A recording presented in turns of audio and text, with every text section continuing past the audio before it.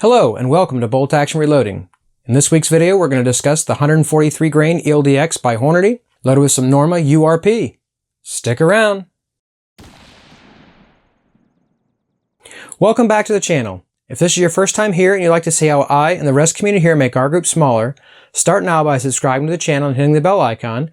That way you get notified when I post new videos and you won't miss anything. Like I've said before, in the spirit of bringing and testing some new powders onto the channel, Norma URP, this will be its first appearance here on the channel and my first experience with it as well. That being said, don't be too disappointed, guys. We're probably not going to see any velocities too insane today, but we'd at least like to get a baseline, see what it does for us, see if we get unbelievable accuracy, see if we get any unbelievable standard deviations today, and at least give us a baseline moving forward.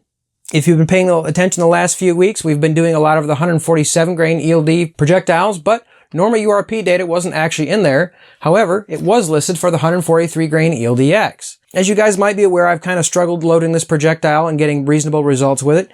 So I thought, what the heck, why don't we throw the 143 grain in here, use the Norma URP, and see what we can get. So that's exactly what we did. So getting right into the load data, today's projectile is the 143 grain ELD-X, part number 2635. The primer for today is the CCI 250 Large Rifle Magnum Primer. The brass today is by Hornady with multiple firings, trim back to 1.910 inches. Our Norma URP is going to be loaded starting at 40 grains and moving up to 41.5 grains, which is 0.1 grains above Hornady's max in this case. And our cartridge overall length was 2.830 inches. Nothing really too exciting to talk about, so let's just get into the data. Starting at 40 grains, our estimated velocity would have been 2662 feet per second. Our actual velocity was far slower at 2557 feet per second. Our standard deviation was 15.1, extreme spread of 39, but a 0.928 MOA group.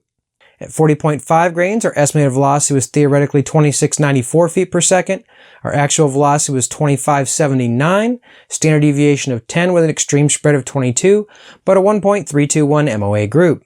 At 40.9 grains, our estimated velocity went up to 2719. Our actual velocity finally hit 2605 feet per second, standard deviation of 10.4, extreme spread of 25, but a 1.208 MOA group. At 41.2 grains, our estimated velocity was 2738.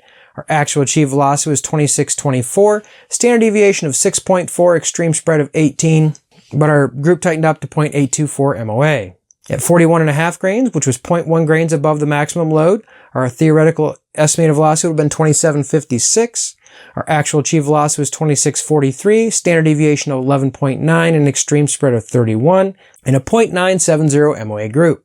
So guys, overall, not really a bad start. Having 3 of the 5 groups under an MOA for this projectile in my rifle, really, honestly, you almost can't ask for much more than that in this case. The 143 grain has gave us some trouble in the past, and actually shooting those size of groups, I'm not going to complain today. Certainly would like to see smaller, but those are results that we achieved today. So, since it's a new powder, let's look at the brass real quick, and it will be quick. If you guys can see, there's really no pressure signs to speak of whatsoever. Nothing here that made me nervous whatsoever. And frankly, with the velocities the way they were being pretty much across the board, at least 100 feet per second lower than the projected velocity, really relatively disappointing.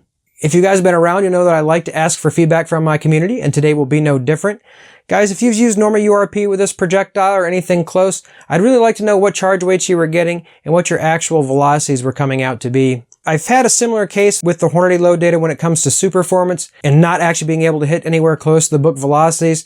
However, when I've compared, say, the 147 grain ELD match by Hornady to 150 grain Sierra Match King data, that loads up with super performance basically right on the money. Especially for us, Norma, I'd really like to know what you were able to achieve, what velocities you were able to see, and if there's another piece of load data out there that might point me in the right direction, I'd love to know what that is. Please post in the comment section below. For those of you that have been interested in watching the groups as we shoot them, I will throw that at the end of the video if you're interested in watching that. Obviously, feel free to stick around and do so. So guys, that's today's video. Short, sweet, and to the point. I hope you really enjoyed it. If you have any questions or comments, please put those in the comment section below. If you're not subscribed to the channel and you like the content, please consider subscribing to the channel and hitting the like button. And like always, until next week, stay safe in small groups.